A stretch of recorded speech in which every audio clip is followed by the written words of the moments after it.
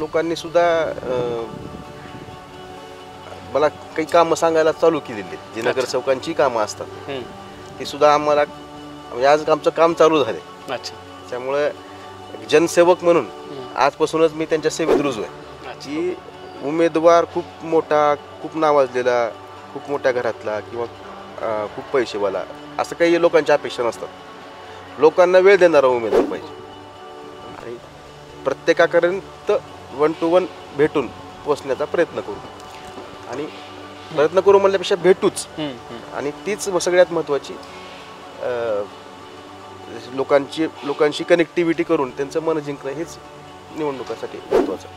त्याच्यामुळं इथला विकास किंवा इथल्या ज्या काही गोष्टी आहेत त्या आपण ह्या सगळ्या बाबी लक्षात घेऊन ह्याला पूरक डेव्हलपमेंट इथं झाली पाहिजे. संधी मिळाली आपल्याला तर 100 दिवसाचा जसा आपलं प्रोग्राम असतो मिनिमम 100 दिवसाचा एक प्रोग्राम राबवावा.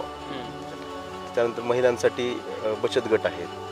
बचत गटाच्या माध्यमातून स्वयंरोजगार त्यांच्यासाठी काही उपलब्ध करून देऊ शकतो का? शासनाच्या अशा अनेक योजना आहेत. योगायोगानं याच प्रभागामध्ये जिल्हा क्रीडा संकुल आहेत आणि अनेक ठिकाणी आता आदर्श कॉलनीमध्ये सुद्धा ओपन स्पेसेस आहेत. त्या ठिकाणी मग व्यायाम आधारित खेळाचे काही गोष्टी जिल्हा क्रीडा संकुलमध्ये बऱ्यापैकी युवकांसाठी अनेक सुविधा उपलब्ध करून दिलेल्या आहेत शासनाने. त्याच्यामध्ये आणखीन काही बदल करता येईल का? जसं डिजिटल लायब्ररी हा विषय आहे. अनेक गोष्टी आता उघड करायच्या नाहीत. त्याच्यामुळं तुम्ही मला कसं कितीतरी वेगळ्या पद्धतीने विचारलं तरी मी वेळ आल्यानंतर नक्कीच सांगेन. बदल माध्यमातून सांगेन. ओके, बदल करणार. कामयाबी हमेशा वक्त मांगती है, एक दिन में किसी के महल खडे नहीं होते. नमस्कार, आपण पाहताय भारत सत्ता लाईव्ह. न्यायालयाच्या निर्णयानंतर लवकरच स्थानिक स्वराज्य संस्थांच्या निवडणुका होतील अशी शक्यता आहे असं आत्ता पण मी म्हणतोय, कारण अजून पण तितका कॉन्फिडन्स लोकांमध्ये दिसत नाही. परंतु या निर्णयानंतर एक आशा निर्माण झालेली आहे आणि जे स्थानिकचे कार्यकर्ते आहेत यांच्यामध्ये एक जोश निर्माण झालेला आहे. बऱ्याच कालावधीनंतर ह्या निवडणुका होतील अशी शक्यता बोलली जाते आणि त्या व्हाव्यात अशा आपल्या सगळ्यांची इच्छाच आहे. या निवडणुकीच्या अनुषंगाने भारत सत्ता एक विशेष सिरीज सुरू करत आहे जिचं नाव असणार आहे निवडणुकांचा पॉवर प्ले. पॉवर प्ले क्रिकेटचा शब्द आहे, आपल्या सगळ्यांनाच ठाऊक आहे. पॉवर प्लेचा जो योग्य उपयोग करतो त्या संघाला विजयाची संधी अधिक असते, त्या व्यक्तीला पुढं जाण्याची संधी अधिक असते. या शोमध्ये आम्ही अशाच लोकांना बोलणार आहोत जे येत्या काळामध्ये स्थानिक स्वराज्य संस्थांच्या निवडणुका असतील याच्यामध्ये स्वतःला निवडणुकीसाठी प्रयत्नशील आहेत. निवडणुकीच्या मैदानामध्ये ती लोकं येणार आहेत. यांच्याबरोबर आम्ही यांच्या मतदारसंघाबद्दल, त्यांच्या विजनबद्दल आणि राजकारणाबद्दल गप्पा मारणार आहोत. या शोमध्ये माझ्यासोबत आज विशेष एक गेस्ट आहेत जे स्वतः भाजपचे सक्रिय कार्यकर्ते राहिलेले आहेत मागच्या बऱ्याच वर्षापासून. वल्लभजी वावरे माझ्यासोबत आहेत आणि त्यांच्यासोबत मी त्यांच्या ह्या निवडणुकीच्या अनुषंगाने आणि त्यांच्या विजन संदर्भात बोलणार आहे. मी उल्लेख केला की बऱ्याच दिवसापासून ह्या निवडणुका रखडल्या होत्या. मला वाटतं 17ला आपली शेवटची निवडणूक झाली होती आणि हा सगळा आपल्याला माहीतच आहे की ह्या पॅचमुळे निवडणुका बऱ्याच दिवस रखडलेल्या आहेत. आता निर्णय आलेला आहे आणि निवडणुका होतील अशा शक्यता आहेत. आपण इंटरव्ह्यूची सुरुवात करू म्हणा किंवा चर्चेची सुरुवात करूयात. राजकीय विषय असला तरी हा सगळा तुमचा बॅकग्राऊंड पण समजून घेणं तितकंच महत्त्वाचं असतं. तर मला थोडं राजकारणाबद्दल बोलण्यापूर्वी आपण बोलू. हा सगळा तुमचा फॅमिली जो बॅकग्राऊंड होता, माहोल आहे फॅमिलीचा आसपासचा, तुमची जडणघडण, ह्याच्याबद्दल अगदी थोडक्यात काय सांगू शकाल? सर्वप्रथम मी भारत सत्ताच्या दर्शकांना नमस्कार करतो आणि हमीदजी आपलं खरंच आभार की आपण आपल्या दर्शकांशी माझी जोडण्याची संधी उपलब्ध करून दिली या पॉवर प्लेच्या माध्यमातून. की माझी कौटुंबिक पार्श्वभूमी जी आहे ते मी माझे आजोबा जे आज आपल्या हयात नाही आहेत, वसंतराव वावरे हे उस्मानाबाद जिल्हा असताना धाराशिव ग्रामसेवक होते. त्यांनी शासकीय सेवेत असताना ग्रामसेवक संघटनेचे जिल्हाध्यक्ष म्हणून त्यांनी काम बघितलं. मग त्या काळात ग्रामसेवकांच्या काही अडचणी असतील, त्यांच्या काही समस्या असतील, शासन दरबारी मांडून त्या उपोषणच्या माध्यमातून आणि एक आंदोलनाच्या माध्यमातून ते सोडवण्याचे प्रयत्न त्यांनी प्रामाणिकपणे त्या काळात केलेले. म्हणजे आजोबापासून राजकीय बॅकग्राऊंड आहे म्हणायला हरकत नाही. राजकीय म्हणण्यापेक्षा एक सामाजिक जाणीव असलेलं एक कुटुंब आहे आमचं. त्याच्यानंतर पूर्वीपासूनच आमच्या कुटुंबाचा हा संघ विचाराचा पगडा आहे. ज्यावेळेस संभाजी भिडे गुरुजी जे संघाचे प्रचारक होते ते तुळजापूरला आमचे आजोबा नोकरीनिमित्त असताना तेव्हा ते जेव्हा यायचे तेव्हा ते आमच्या घरी उतरायचे. त्या काळापासून ते मैत्रीपूर्ण संबंध होते आणि त्याच विचारांचा आमच्यावरती पगडा आहे. पुढल्या काळामध्ये माझे वडील विश्वास वावरे यांनी सामाजिक कामं करत असताना एक स्वर्गीय जनरल अरुण कुमार वैद्य नावाने संस्था स्थापन केली. त्याच्या अंतर्गत प्राथमिक शाळा 1ली ते 7वी बरेच वर्ष 1993 ते 2007 पर्यंत ती चालवली. पेशानं शिक्षक, पण सामाजिक कार्यामध्ये त्यांना आवड आणि अनेक प्रौढ शिक्षणाचं प्रशिक्षण, उद्योजकांसाठी काही प्रशिक्षणं, त्याच्यानंतर युवकांसाठी काही प्रशिक्षण घेणं असतील, अनेक कार्य करत असताना त्यांना 1992 साली नेहरू युवा केंद्राने जिल्हा युवा पुरस्कार दिलेला. अच्छा. आणि ह्या सगळ्या ही पार्श्वभूमी एक आहे. सांगण्यासारख्या अनेक गोष्टी आहेत. जसं की 1997 ते 2000 या कालावधीमध्ये आमच्या वडिलांनी मराठवाड्यातील अशिक्षित शिक्षक जे होते त्यांच्यासाठी पोस्टल डीएड हे चालू करावं शासनानं म्हणून लढा उभा केला. मग त्या आझाद मैदानामध्ये ते उपोषण करणं, आंदोलन करणं. मग त्या काळामध्ये आपले गोविंदभाई श्राफ, माजी आमदार वसंतराव काळे आणि त्या काळचे मुख्यमंत्री यांनी सहकार्य करून अनेक शिक्षकांचं त्यातून घर उभा करण्याचं काम केलेलं आहे. लातूर जिल्ह्यातील किंवा लातूर शहरातील म्हणलं तर हरकत नाही, 300 ते 400 शिक्षकांचा त्याच्यामध्ये घर उभा केल्याचं काम त्यावेळेस वडिलांच्या हातून झालेलं.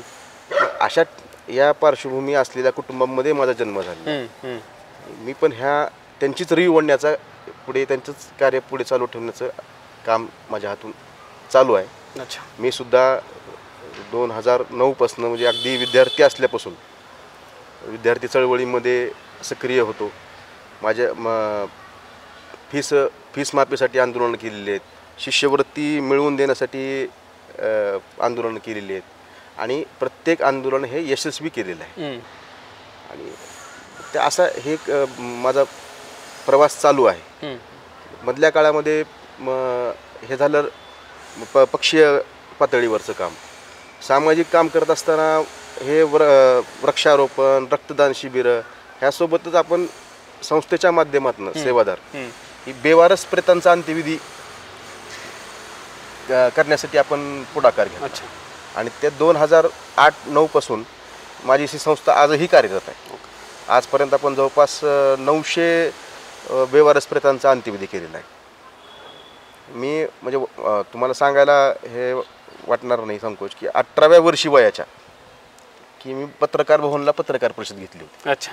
आणि आज अनेक पत्रकार आज पण आहेत की ते तिथं पत्रकार परिषदेला आले होते. त्यावेळेस हे जे बेवारस प्रेताचं काम आहे की त्यावेळेसपासूनचं अंत्यविधीचं काम आपण आजपर्यंत चालू ठेवलेलं आहे. माझ्या कुठल्याही कामामध्ये सातत्य आहे. सांगण्याचा उद्देश एवढाच आहे की जे काम आपण हातामध्ये घेतलं आहे ते काम एखादं वर्ष करायचं किंवा एखादं इव्हेंट करायचं आणि पुन्हा थांबायचं असा प्रकार माझ्याकडे नाही. कुठल्याही कार्यात उदाहरण द्यायचं झालं तर 2014 पासून आपण नंदी स्टॉपला अवसरोड येथे गणेश उत्सवाच्या काळामध्ये विसर्जनाच्या माध्यमातून जे मिरवणुका जातात त्या मिरवणुकांना पुरस्कार गणेश मंडळांना, उत्कृष्ट गणेश मंडळ आणि समाजामध्ये काम करणाऱ्या अनेक व्यक्तींना विविध क्षेत्रात मग डॉक्टर, इंजिनियर, शिक्षक अशा विविध क्षेत्रातील त्यांनासुद्धा पुरस्कार देण्याचं काम यावर्षी आपलं 12वं वर्ष होतं. हे 12 वर्ष झालं सातत्यानं हे आपलं काम चालू आहे. अनेक क्षेत्रामध्ये काम करण्याची तयारी करत आलेलो आहे. थोडंसं तुमचं शिक्षण आणि व्यवसाय याच्याबद्दल पण काय सांगाल? मी वाणिज्य शाखेमध्ये पदवी केलेली आहे, BCom झालेलं आहे माझं. आणि आणखीन माझं शिक्षणाचं जे आहे की आणखीन लॉला ॲडमिशन वगैरे घेतलेलं आहे, आणखीन चालू आहे ते प्रोसेस. अच्छा. शिकत राहायचं हा एक विषय आहे. आणि ते आपल्या बाकीच्या जे समाज उपयोगी ज्या गोष्टी आहेत तिथं लॉला फायदा होतो त्याच्यामुळे आपण ते या गोष्टी केलेल्या आहेत. आणि व्यवसायाबद्दल? माझा कौटुंबिक व्यवसाय आहे. अच्छा. आमचा पूर्व 1984 पासून फटाक्यांचा व्यवसाय आहे. अच्छा. तो मी बऱ्याच वर्षापासून सांभाळतो. आत्ता हे सगळं तुमचं सामाजिक वगैरे बॅकग्राऊंड आहेच, परंतु राजकारणात यायची नेमकी प्रेरणा काय आहे, कशामुळे येत आहे? राजकारणाबद्दलचा जो माहोल आपण बघतोय, जनरली 10पैकी 9 लोक म्हणतात की राजकारण प्रचंड वाईट आहे, राजकारण म्हणजे बदमाशांचा शेवटचा अड्डा आहे, असं इथपर्यंत काही विचारवंत म्हणलेले आहेत. आणि आपण बघतोय पण राजकारणाची अवस्था दयनीय झालेली आहे. काय प्रेरणा आहे राजकारणात यायची? हे तुम्ही म्हणलेलं अगदी बरोबर आहे. आणि अनेक विचारवंत किंवा अनेक जण असे म्हणतात की युवकांनी राजकारणामध्ये आलं पाहिजे, चांगल्या लोकांची राजकारणाला तर गरज आहे. आणि दुसरी गोष्ट म्हणजे ह्याच्यामध्ये आपल्याला आत्मिक समाधान आहे, त्या ज्या गोष्टीमध्ये आहे ही गोष्ट आपण करायला पाहिजे. लहानपणापासून काही गोष्टी मी वडिलांच्या माध्यमातून असू द्यात जवळून बघितलेल्या आहेत. आणि तिथून एक प्रेरणा घेऊन आणि समाजात एक पारदर्शकता, विकास आणि नवीन पिढीचं प्रतिनिधित्व करण्यासाठी म्हणून आपण राजकारणामध्ये काम करण्याची संधी मिळेल. अच्छा. आणि एखादं इन्स्पायरेशन असतं ना, आपण एखाद्याला बघून म्हणतो की आपण ह्याच्यासारखं व्हावं, असं काही आहे का तुमच्या मागं, की एखाद्या नेत्याला किंवा एखाद्या राजकीय नेत्याचा प्रभाव तुमच्यावर आहे त्याच्यामुळे तुम्हाला राजकारणात येण्याची इच्छा झाली असं आहे? नाही, असं कुणाची प्रेरणा घेऊन कुणासारखा होत नसतो. आता म्हणजे एखाद्यासारखा आपण होणं, आपण ठीक आहे एखाद्याला फॉलो करू शकतो आपण, पण त्यांच्यासारखं आपण प्रेरणा घेऊन असे अनेक नेते आहेत की ज्यांचे आपण प्रत्येकाकडून शिकण्यासारखं काही ना काही असतं. पण मी मगाशी म्हणल्यासारखं की ह्या गोष्टी मला, या गोष्टींचं जी काही ज्ञान आहे किंवा ज्या गोष्टी आहेत ते मला घरातूनच मिळाले. अच्छा. असं काही विशेष प्रभावातून तुम्ही राजकारणाकडे कुणाच्या आलेलं नाही आहे समजा. आता आपण आपलं निवडणुकांच्या मुद्द्यावर येऊ. आता महानगरपालिका निवडणुका होतील असा अंदाज आहे. 26 जानेवारीच्या आत निवडणुका गॅस कोर्ट म्हणत आहे, तर होतील असं आपण मानूयात. लातूर महापालिकेत तुम्ही ज्या भागात राहता त्या भागातल्या 3 प्रमुख समस्या तुम्हाला कुठल्या वाटतात तुमच्या प्रभागामधल्या? आणि तो प्रभाग नेमका म्हणजे की प्रभाग किती नंबरचा आहे?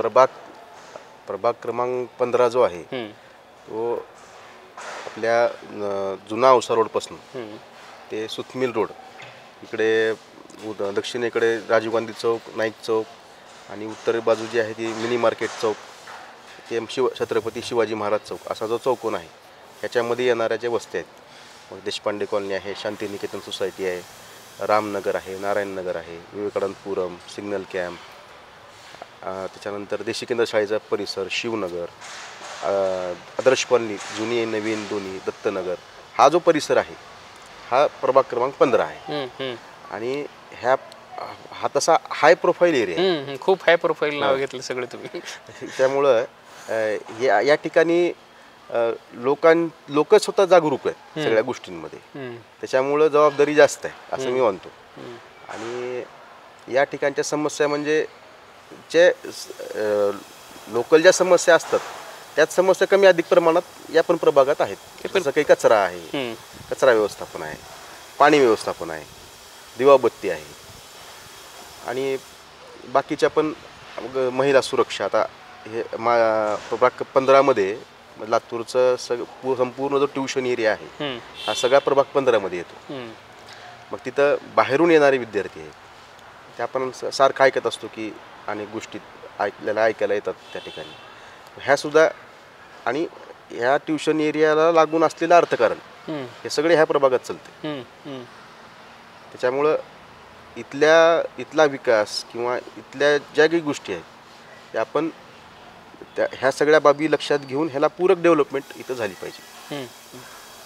म्हणजे तुमच्या दृष्टीनं तुमच्या प्रभागातल्या 3 समस्या म्हणलं तर एक नागरी समस्या, बरोबर, दुसरा ट्युशन एरिया आणि त्याच्यामुळे निर्माण होणाऱ्या समस्या जे काही असतील, आर्थिक असतील, सामाजिक असतील, ते सगळे विषय, सुरक्षितता वगैरे असतील, असंच म्हणताय ना? ट्युशन एरियामुळं नाही, ट्युशन एरियामुळे म्हणायचं. ट्युशन एरियामुळं इथलं अर्थकारण त्या भागातलं चालतं. वर्दळ वाढल्यामुळे तिथं अनेक समस्या निर्माण झालेल्या आहेत. त्या ज्या समस्या आहेत त्या मग त्या समस्यावरती जो काही तोडगा काढायचा असेल येणाऱ्या काळामध्ये त्याच्यासाठी मग आपण नागरिक समित्या असतील किंवा अनेक तिथल्या लोकांच्या सूचना असतील त्यांना विश्वासात घेऊन आपण त्याच्यावरती तोडगा काढला पाहिजे. काय तोडगा काढायला पाहिजे? सगळे आता तिथं एक समजा काही सुरक्षेच्या बाबतीत आपण बोलायचं झालं तर पोलीस प्रशासनाने एक चौकी दिलेली आहे, पण एक पोलीस चौकी तिथं निर्माण झाली पाहिजे स्वतंत्र. शिवाजीनगर पोलीस स्टेशन आहे तसं एरिया वाढत गेला हम्म, पण पोलीस चौकी वाढलेली नाही. हम्म, तसे एखादी अतिरिक्त पोलीस चौकी दिली पाहिजे सरकारनं त्या भागामध्ये. त्यानंतर आणि अनेक तिथं खानावळी आहेत. मग त्या खानावळींचं परत त्याच्यानंतर हॉस्टेल्स वगैरे असल्यामुळं कचरा व्यवस्थापन हे रोजच्या रोज व्यवस्थित झालं पाहिजे. हम्म. तुमच्या प्रभागामध्ये ज्या महिला आहेत, तरुण आहेत, मुलं असतील किंवा मुलं असतील, तरुणाई आणि वृद्ध, ह्या लोकांसाठी काही वेगळा आपण प्लॅन करू शकतो का, असं तुम्हाला वाटतं का ह्यांच्यासाठी वेगळं काही केलं पाहिजे, किंवा नगरसेवक झाल्यानंतर तुम्ही वेगळं काही ह्यांच्यासाठी करू शकता का? हे माझ्या प्रभागातील जे युवक युवती यंग जनरेशन आहे हम्म, आणि योगायोगानं याच प्रभागामध्ये जिल्हा क्रीडा संकुल आहेत हम्म, आणि अनेक ठिकाणी आता आदर्श कॉलनीमध्ये सुद्धा ओपन स्पेसेस आहेत. त्या ठिकाणी मग व्यायाम आधारित खेळाचे काही गोष्टी जिल्हा क्रीडा संकुलमध्ये बऱ्यापैकी या युवकांसाठी अनेक सुविधा उपलब्ध करून दिलेल्या आहेत शासनाने. हम्म, हम्म, त्याच्यामध्ये आणखीन काही बदल करता येईल का? तसं डिजिटल लायब्ररी हा विषय आहे. हम्म, डिजिटल लायब्ररीसुद्धा आपण युवकांसाठी निर्माण करू शकतो. हम्म, त्यानंतर महिलांसाठी बचत गट आहेत. बचत गटाच्या माध्यमातून स्वयंरोजगार त्यांच्यासाठी काही उपलब्ध करून देऊ शकतो का? शासनाच्या अशा अनेक योजना आहेत ज्याच्यामध्ये ते महिलांना आपण फक्त ते काही गोष्टी माहीत नसल्यामुळं सुद्धा पर्यंत म्हणजे पोचल्या नसल्यामुळं करायची इच्छा असते महिलांची, हम्म, पण काही गोष्टी माहीत नसतात. हम्म. ते आपण पोचवायचं काम आपल्याला करायचं. तर तुम्ही महानगरपालिकेच्या निवडणुकीसाठी प्रयत्न करत आहात. महानगरपालिकेची रचना, महानगरपालिकेची कार्यपद्धती, हे म्हणजे ह्याच्याबद्दल पण लोकांचं फारसं मत आपल्याला सगळ्यांनाच माहीत आहे. काय महानगरपालिकेच्या रचनेमध्ये बदल व्हायला पाहिजे, किंवा तुम्ही महानगरपालिकेचा अभ्यास केलाच असेल, त्याच्यात काय तुम्हाला वाटतं की हे केलं तर हे सगळे बदल होतील, एक अजून लोकांना ह्याचं बेनिफिट होईल? एक तटस्थ, आपण राजकारणी न म्हणता एक अभ्यासक म्हणून कसं बघताय महापालिका प्रशासनाकडं? भविष्यामध्ये आपण ज्यावेळेस हा निर्णय घेतला की आता महापालिका लढवायची, उमेदवारी मागायची, बेसिकली सगळ्यात पहिल्यांदा महानगरपालिका अधिनियम ह्याची सुधारित आवृत्ती प्रत मी घेऊन आलो आणि त्याचं वाचन चालू केलं. जर मला प्रभागातील म्हणजे पहिल्यांदा पक्षाने संधी दिली आणि नंतर प्रभागातील नागरिकांनी संधी दिली, तर पहिल्या दिवसापासून मला काम करता यावं ह्यासाठी म्हणून ते महानगरपालिका ज्या अधिनियमानं चालते, ज्या कायद्यानं चालते, त्या कायद्याचं पुस्तक त्याचा अभ्यास चालू केलेला आहे. आता काही काही गोष्टी त्याच्यामध्ये वाचण्यात आल्या, जसं आपण कचऱ्याची त्याच्यामध्ये त्यांनी व्याख्या केलेली. आपण कचरा म्हणजे काय समजतो की प्लॅस्टिक किंवा रस्त्यावर पडलेलं वगैरे. मग घंटागाडीवाल्याला आपण सांगतो, ट्रॅक्टरवाल्याला सांगतो, पण त्याच्यामध्ये कचऱ्याची इतकी क्लिअर व्याख्या आहे की विटाचे तुकडे, बिल्डिंगचं साहित्य, हे सुद्धा कचरा म्हणून उचललं पाहिजे महापालिका. म्हणजे अशा अनेक गोष्टी आहेत त्याच्यामध्ये लिहिलेल्या की येणाऱ्या काळात त्याची मदत होईल. ते समजून घेता तुम्ही. तुम्ही भाजपचे पदाधिकारी आहात, सक्रिय आहात, ऑब्विसली तर भाजपकडनंच निवडणुकासाठी तुमचा प्रिफर असेल, परंतु प्रचंड स्पर्धा भाजपकडनं आज आपल्याला गल्ली ते दिल्ली पाहायला मिळते. म्हणजे भाजपचं तिकीट म्हणजे विनिंग श्युअरिटी असं आज लोकांना वाटतं, त्याच्यामुळे स्पर्धा पण वाढली आहे. इन केस पक्षाकडनं तिकीट नाही मिळालं तर काय पॉलिसी असणार आहे, पुढचा काय निर्णय असणार, निवडणूक लढणार तुम्ही ठाम असणार आहेत का काय करणार आहेत? ह्या विषयावर माझा किंतु परंतु नाही. मी ठाम आहे, पक्षावरती माझा विश्वास आहे सर्वप्रथम. आणि भाजप हा पक्षाचा विचार प्रथम राष्ट्र, पार्टी नेक्स्ट आणि सेल्फ लास्ट ह्या विचारावर पक्षाचा प्रत्येक कार्यकर्ता हा त्याचं वर्तन आहे. 2017 साली सुद्धा आईसाठी मी पक्षाकडे उमेदवारी मागितली होती, पण त्यावेळेस सुद्धा पक्ष नेतृत्वांनी सांगितलं की थांबा, पुढल्या वेळेस संधी देऊ म्हणून. यावेळेस सुद्धा मी त्याच ताकदीनं उमेदवारी मागणार आहे. आणि त्याच्यापूर्वी मला सांगायचं आहे की प्रभाग 15मध्ये जेव्हा आपल्याला भविष्यामध्ये लढवायचं आहे किंवा तसा निर्णय घेतलेला आहे, तर मी जेव्हा लोकांशी कॉन्टॅक्ट करतोय, जाऊन भेटतोय, मग ते लोकांनी सुद्धा मला काही कामं सांगायला चालू केलेली आहेत, जी नगरसेवकांची कामं असतात ती सुद्धा आम्हाला म्हणजे आज आमचं काम चालू झालं आहे. अच्छा. त्याच्यामुळे एक जनसेवक म्हणून आजपासूनच मी त्यांच्या सेवेत रुजू आहे. अच्छा. लोक आहेत मग ते अनेक ठिकाणून फोन येतात की पाणी कधी येणार आहे. असे मी ते सोशल मीडियाच्या माध्यमातून काही ग्रुप्समध्ये पाण्याच्या वेळा आपल्यासाठी महत्त्वाचं नाही, पण त्या घरात जी पाण्याची वाट बघते जी आमची महिला भगिनी असतात त्यांच्यासाठी ती महत्त्वाची गोष्ट आहे की पाणी कधी येणार आहे. मग ती वेळ त्यांना आपण मेसेजद्वारे सांगतो की पथदिवे कुठले बंद झाले असतील तर ते चालू करून द्यायचा प्रयत्न करतो. काही ठिकाणी स्वच्छतेचा विषय असतो, घंटागाडी आली नाही, हे जे या सेवेत रुजू झालो मी आता. अच्छा. निवडणूक लढवण्याची तुम्ही म्हणलाच की तयारी तुम्ही सुरूच केली आहे. काय स्ट्रॅटेजी आहे तुमच्या मतदारसंघात मतदारापर्यंत पोहोचण्याची? कसं करणार आहेत, काय स्ट्रॅटेजीनुसार तुमचं काम करणार आहेत? पूर्ण स्ट्रॅटेजी तर नका सांगू, ते नसलं सांगितलं पाहिजे, पण काय प्लॅन असणार आहे तुमचं लोकांपर्यंत पोहोचण्यासाठी? कशा पद्धतीने अप्रोच होणार आहेत, काय मुद्दे घेऊन जाणार आहेत? कारण विद्यमान तर तुमचेच नगरसेवक आहेत, महाराष्ट्रात पण तुम्ही सत्तेत आहेत, देशात पण तुम्ही सत्तेत आहेत. सत्ताधाऱ्यांना प्रश्न विचारायला जास्त वाव असतो कारण सत्ताच त्यांच्याकडे आहे. अशा परिस्थितीमध्ये काय तुम्ही मुद्दे घेऊन लोकांकडे जाणार आहेत? सगळ्यात मोठा विषय म्हणजे असा आहे की केंद्रात भाजप, राज्यात भाजप महायुती सरकार आणि लातूरमध्ये सुद्धा भाजप, म्हणजे जो निधी येणारा असतो, जी विकास कामं होणारी असतात त्याला कुठंच ब्रेक लागू नये यासाठी हा सगळ्यात कॅची टॅगलाईन असणार आहे. सगळ्यात महत्त्वाचा मुद्दा म्हणजे कुठंच त्याच्यामध्ये कात्री बसू नये किंवा ब्रेक लागू नये. हे एक स्वाभाविक प्रत्येकाचा हा विचार जनमानसांचा विचार आहे, तो आपल्याला रुजवायचा आहे. आणि बाकी येणाऱ्या काळात टप्प्याटप्प्याने आपलं विजन येणाऱ्या मी जे काही करणार असतील भविष्यातली कामं सगळ्यांचं एक आपण डॉक्युमेंटरी वगैरे बनवून लोकांसमोर जाऊ आणि प्रत्यक्ष लोकांना प्रभागामध्ये 23,000 लोकसंख्या आहे, 9,700 घर आहे आमच्या प्रभागामध्ये. 9,700 घर, 23,000 जवळपास लोकसंख्या आहे आणि प्रभाग पण खूप मोठा आहे. योगायोगानं निवडणुका थोड्याशा पुढे गेल्यामुळं वेळ पण आहे, या वेळेचा सदुपयोग करू आणि प्रत्येकापर्यंत 1 to 1 भेटून पोचण्याचा प्रयत्न करू. आणि प्रयत्न करू म्हणल्यापेक्षा भेटूच. आणि तीच सगळ्यात महत्त्वाची,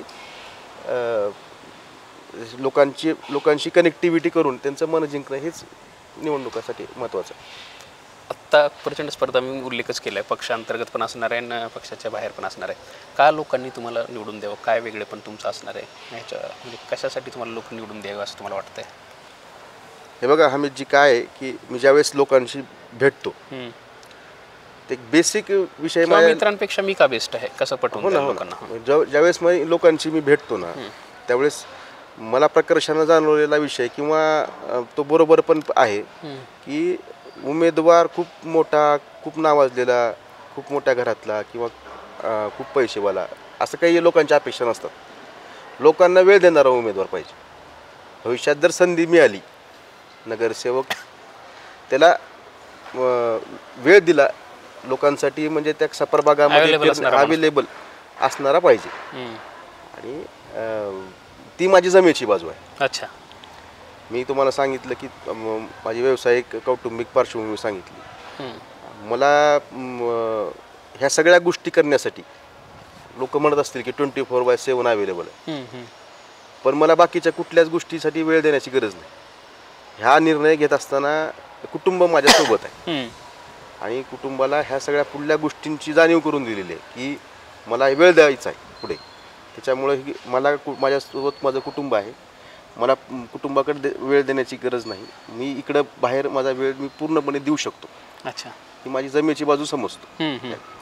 24 तास अवेलेबल असणारा उमेदवार थोडक्यात. अच्छा. आत्ता तुम्ही उल्लेख केला की डिजिटल मीडियाचा मी वापर वगैरे करतो. डिजिटल मीडियाचं महत्त्व म्हणजे प्रचंड वाढलेलं आहे, आपण मागच्या बऱ्याच निवडणुकांमध्ये बघतो आहे. ह्याच्याकडे तुम्ही कसं बघताय? आत्ता जो डिजिटल मीडियाच्या माध्यमातून प्रचार होतो आहे त्याचा तुम्ही कसा उपयोग करताय? त्याच्याकडे तुमचा पाहण्याचा दृष्टिकोन कसा आहे? एकूणच हे तुमच्या म्हणजे फायद्याचं तोट्याचं काय वाटतं तुम्हाला? डिजिटल मीडियात ज्याचे फायदे आहेत त्याचे तोटे पण आहेत, पण आपण त्या निगेटिव्ह माइंडसेटमध्येच आपण जाणारपैकी नाही. त्या डिजिटल मीडियाचा जसा आपल्याला पॉझिटिव्हली सकारात्मकपणे आपल्याला जे काही वापर करता येईल लोकांपर्यंत आपला विषय पोचवण्यासाठी हम्म. तो आपण वापर करत आलो आणि करत राहणार आहे पुढे. पुढच्या 5 वर्षामध्ये तुमच्या प्रभागाला तुम्हाला कसं बघायला आवडेल इन केस तुम्ही नगरसेवक झालात तर? प्रभागाच्या आजची परिस्थिती आणि 2025 आहे समजा, 2030चा प्रभाग कसा असेल तुमच्या स्वप्नातला किंवा दूरदृष्टीतला? 5 वर्षामध्ये कसं आहे की अनेक वर्षापासून टप्प्याटप्प्याने अनेक लोकांनी कामं केलेली आहेत. अनेक लोक आली नगरसेवक म्हणून, त्यांनी त्यांच्या क्षमतेप्रमाणे त्यांनी कामं केलेली आहेत. कारण औसा रोड म्हणजे नरिमन पॉईंट म्हणला जातो, मलबार हिल मलबार हिल वगैरे वगैरे आज सगळं आपण म्हणत असतो. काय आपण काही गोष्टी आत्ता सांगणं योग्य नाही, पण मग डोक्यात आहेत की बा संधी मिळाली आपल्याला तर एक 100 दिवसाचा जसा आपलं प्रोग्राम असतो मिनिमम 100 दिवसाचा एक प्रोग्राम राबवावा. त्याच्यामध्ये काही विषय हे अजेंड्यावर, स्वच्छता असेल, काही विषय अजेंड्यावर घेऊन त्या पहिल्या 100 दिवसामध्ये अनेक गोष्टी प्रभागातल्या नियोजन करणं. मग ते पाणी व्यवस्थापन, कचरा व्यवस्थापन, दिवाबत्ती हे प्रामुख्यानं. आणि आता ते मलनिसरणचं जे अंडरग्राऊंड ड्रेनेजचं काम चालू आहे, हे शहरभरात पूर्ण अमृत योजनेचं काम चालू आहे. हे एका दृष्टीनं आरोग्यासाठी चांगलंच आहे, फायदेकारक ठरणार आहे. अनेक रस्ते आता त्याच्यामुळं खराब झालेले आणि हे सुद्धा एक रस्ता दुरुस्त करणे, सगळ्या गोष्टी येणाऱ्या काळामध्ये करायच्यात. अच्छा, म्हणजे नक्कीच 5 वर्षात आज जसा तुमचा मतदारसंघ आहे त्यात तुम्हाला बदल म्हणजे जे काही बनवायचं असेल ह्याच्यासाठी तुम्ही कटिबद्ध असणार आहेत. अनेक गोष्टी आता उघड करायच्या नाहीत. अच्छा. त्याच्यामुळं तुम्ही मला जसं कितीतरी वेगळ्या पद्धतीनं विचारलं तरी मी वेळ आल्यानंतर नक्कीच सांगेन, बदल माध्यमातून सांगेन. ओके, बदल करणार ती.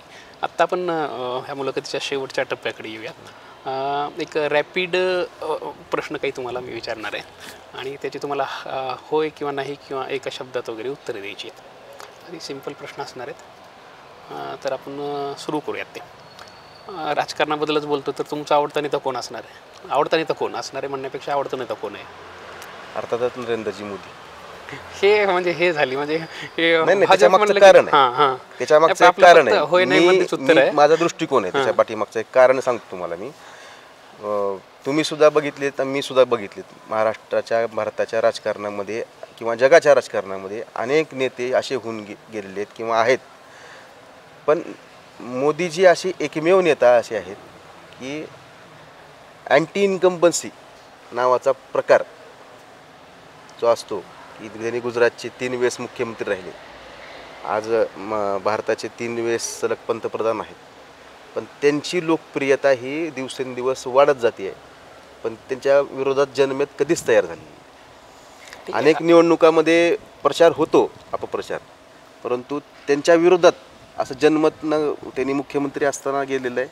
नाही, ह्या राऊंडमध्ये आपण तर काही डिस्क्रिप्शनमध्ये जाणारच नव्हतो, तरी ठीक आहे तुम्ही बोलला. आम्हाला दुसरा प्रश्न आहे, तुमचं आवडतं पुस्तक कुठलं?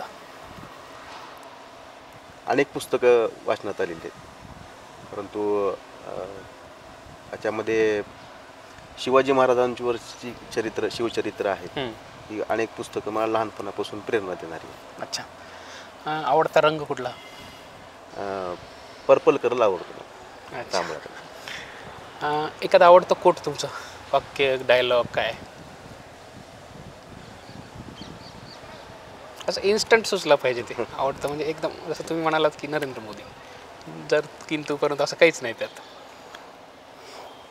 कामयाबी हमेशा वक्त मांगती है, एक दिन में किसी के महल खडे नहीं होते. सकाळी सकाळी उठल्या उठल्या काय विचार करता पहिला? सकाळी उठल्यानंतर पहिला विचार दिनक्रम ठरलेला असतो.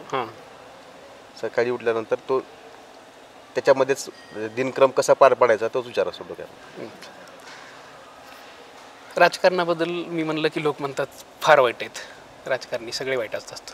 तुमचं व्यक्तिगत मत काय? लोकांचं मत खरं आहे की लोकांना खोटं वाटतं? हे बघा, काय राजकारणी सगळेच काही वाईट नसतात आणि परिस्थितीनुसार काही गोष्टी घडल्या असतील त्याच्यामध्ये त्यांच्यावरती बोलण्या इतपत आणखीन माझी उंची नाही, त्याच्यामुळं त्या विषयावर काय आपल्याला बोलायचं. तर हे होते वल्लभजी वावरे. आपल्या निवडणुकांच्या पॉवर प्ले या विशेष शोमध्ये त्यांनी आपल्याशी चर्चा केलेली आहे. त्यांची मतं त्यांनी मांडलेली आहेत. अगदी त्यांनी स्पष्टपणे त्यांची मते मांडलेली आहेत. ही पूर्ण मुलाखत आम्ही अनस्क्रिप्टेड ठेवलेली आहे, अनफिल्टर ठेवलेली आहे. प्रश्न आमच्या होते आणि उत्तरं त्यांनी दिलेली आहेत. आपली सगळं मतं, त्यांचे विचार आणि त्यांच्या कामाचं ते सगळं घेऊन मतदारांकडे जाणार आहेत. 15 नंबरचा वॉर्ड त्यांचा मतदारसंघ आहे. शेवटी निर्णय तर लोकच घेणार आहेत, परंतु राजकारणाबद्दलचं त्यांचं विजन तुम्ही ऐकलेलं आहे.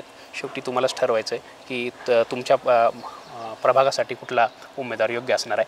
भारत सत्ता या सिरीजमध्ये अशाच वेगवेगळ्या लोकांच्या मुलाखती आणि प्रश्न घेऊन अशाच वेगवेगळ्या लोकांना जे निवडणुकीसाठी इच्छुक आहेत अशा लोकांना घेऊन तुमच्यासमोर येणार आहे. या मुलाखतीबद्दल कमेंट बॉक्समध्ये कमेंट करायला विसरू नका. भारत सत्ताला लाईक, शेअर आणि सबस्क्राईब करायला विसरू नका. वल्लभजी, भारत सत्ताला वेळ दिला त्याबद्दल आपले खूप खूप आभार. धन्यवाद. नमस्कार.